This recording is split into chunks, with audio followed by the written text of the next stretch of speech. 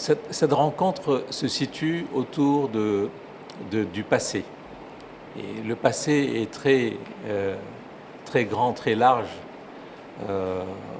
dans le cadre de ces différentes études que mène le CERD à travers ces différents instituts, en géologie par exemple, ou en recherche climatologique.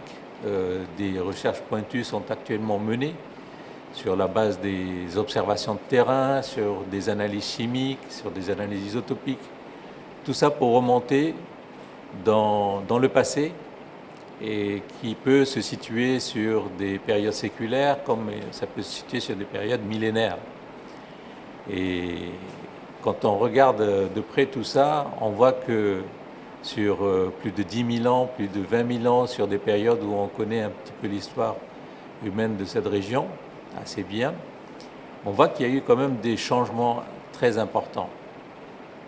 Et c'est dans ce cadre-là d'ailleurs que aujourd'hui, si on reçoit l'équipe universitaire allemande, c'est aussi travailler sur l'ethnohistoire, qui est aussi une branche d'études de notre institut de recherche sur l'archéologie et l'histoire. Je pense que par le passé jusqu'à maintenant, pas mal de résultats basés sur des observations, des analyses ont été mis en évidence, mais il reste encore beaucoup à faire et le chantier est très grand.